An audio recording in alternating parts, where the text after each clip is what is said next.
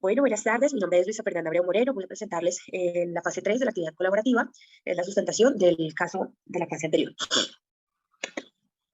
El trabajo está contemplado en tres puntos. El primero es la introducción, el segundo es el contenido y la tercera es la biografía. Entonces, iniciemos con la introducción. El área de la psicología que estudia el comportamiento humano en ambientes jurídicos y con consecuencia en este mismo ámbito es lo que hoy se llama psicología jurídica. El estudio de los comportamientos humanos en el ámbito jurídico se ha vuelto un tema bastante importante, dado los cambios que se han venido presentando en las sociedades que requieren de intervención psicológica para determinar procedimientos y protocolos a seguir frente a los diferentes casos.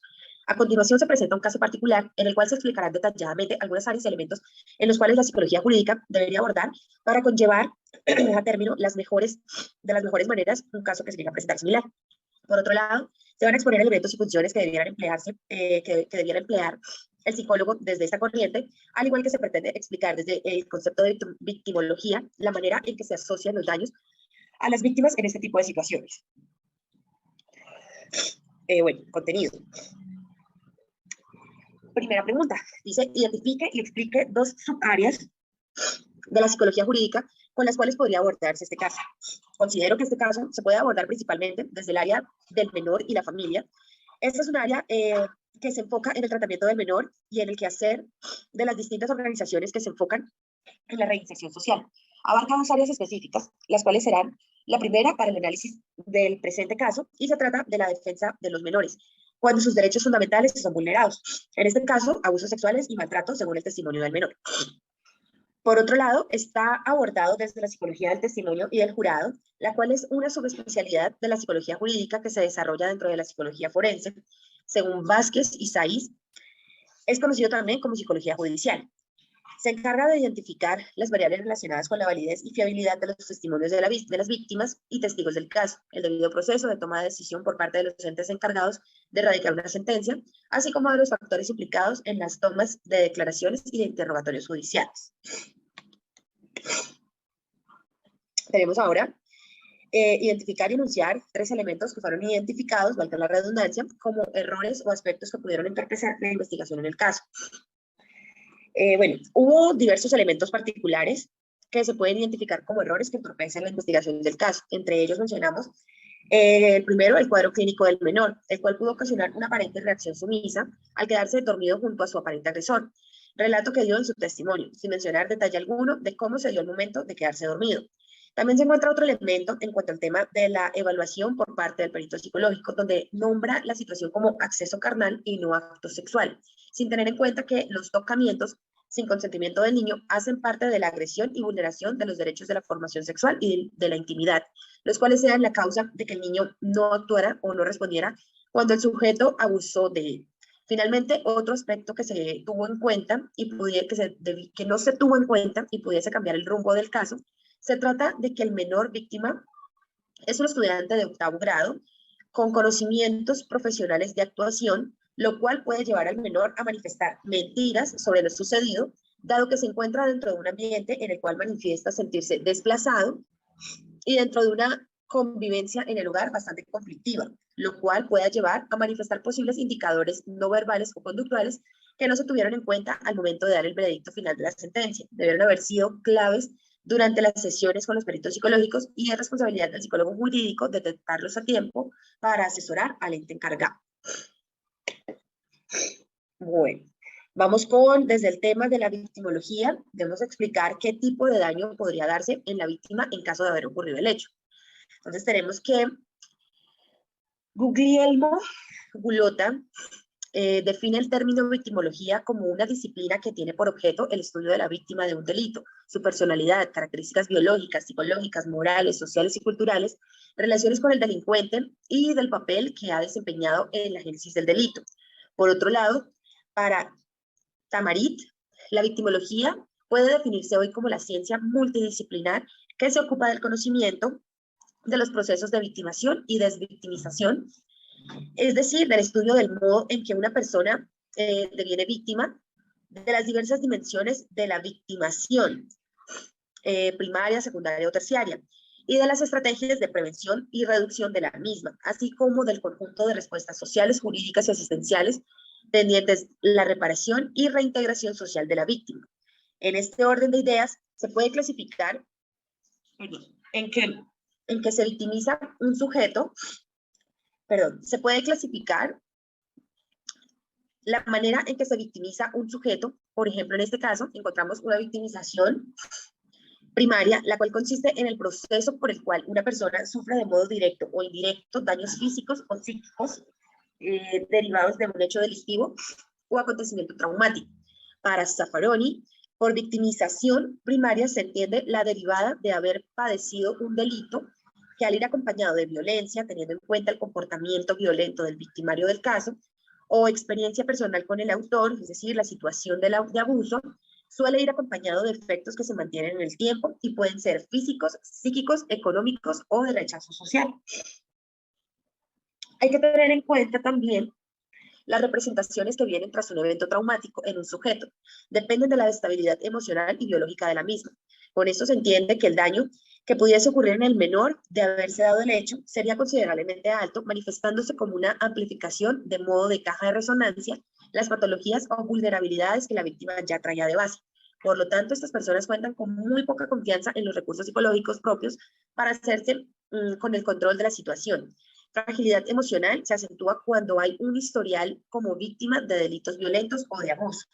Se podría considerar la respuesta del menor ante el hecho, la cual fue quedarse dormido, como un shock o impacto agudo. En este caso se manifiesta no mejorar las cosas o resolver la situación, sino simplemente escapar de ella para descargar la tensión acumulada. Según empieza a hacerse evidente la insuficiencia de los recursos personales y su disparidad con las exigencias de la situación. Cada vez se hacen más prominentes sentimientos depresivos de indefensión y fracaso, lo cual le lleva a la sumisión total hasta que se queda dormido. También hay que tener en cuenta la posibilidad de alteraciones e incrementos en los síndromes psicopatológicos que ya presentaba el menor, una ansiedad generalizada, un trastorno afectivo y trastornos por uso de sustancias. Bueno, seguimos con 2 razones para considerar aplicar la psicología del testimonio en este caso. Como mencionaba anteriormente, la psicología del testimonio brinda una apreciación del profesional por medio de los órganos de los sentidos sobre el comportamiento y actitudes del sujeto evaluado y detalla aspectos relacionados con el lenguaje verbal y no verbal y procesos psicológicos superiores con los cuales se genera una impresión del estado mental del individuo, evaluando su aspecto general, funciones cognitivas, pensamiento e intelectualidad, emitiendo una impresión sobre los fenómenos estudiados sin generar ningún tipo de diagnóstico como tal.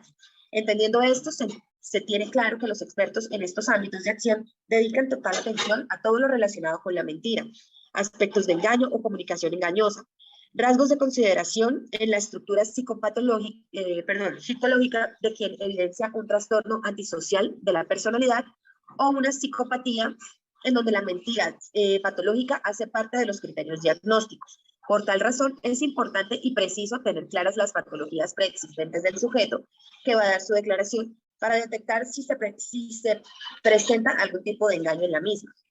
La psicología del testimonio puede dar una respuesta a las incógnitas que surjan con respecto a la etiología del suceso y cómo se llevó a cabo el mismo de haberse realizado como tal, puesto que en las declaraciones dadas por el menor no es explícito y existen lagunas que pueden haber sido recreadas por la percepción del mismo, dada la ansiedad y el estrés generado al verse en una situación de vulnerabilidad sin su cuidador principal cerca.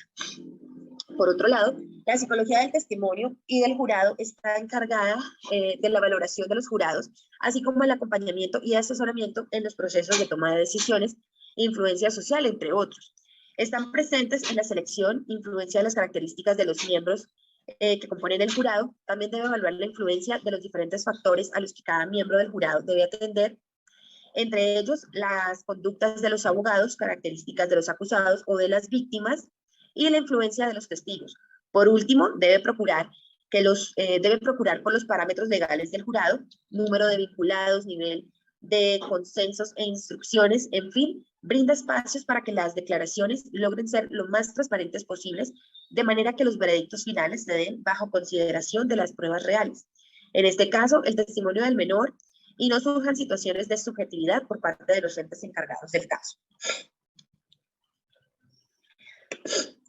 Bueno, enunciamos 2 funciones que llevaría a cabo un psicólogo jurídico desde la psicología del testimonio para abordar el caso. Principalmente, debe determinar el grado de credibilidad o validez que poseen los relatos de los sujetos, determinando hasta qué punto lo que la víctima de este caso recuerda y reporta es exactamente mediante entrevistas y técnicas que encuentren si existen engaños o manipulaciones. Por otro lado, también es función del psicólogo jurídico dentro de la psicología del testimonio la interpretación de pruebas forenses que brinden soporte a los relatos que las víctimas, en este caso, presenten. Bueno, y finalmente, expliquemos en qué le aporta a mi profesión la información el realizar este tipo de acercamiento a casos y su análisis.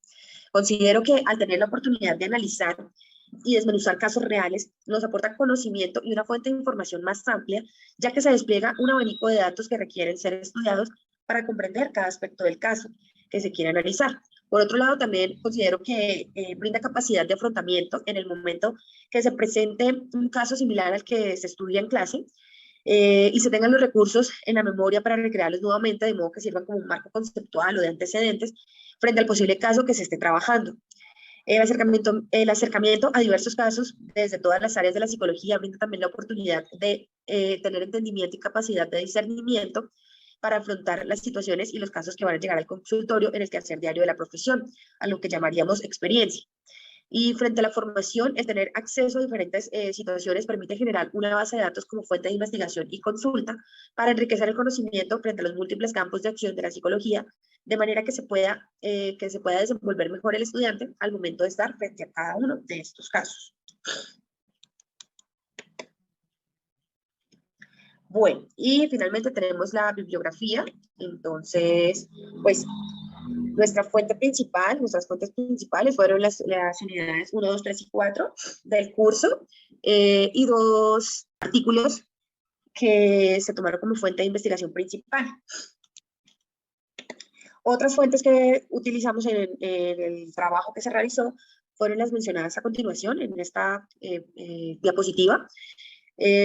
Fueron utilizadas para el complemento del trabajo, para pues, puntos claves que se mencionaban en el trabajo anterior. Bueno, y muchísimas gracias por la atención prestada.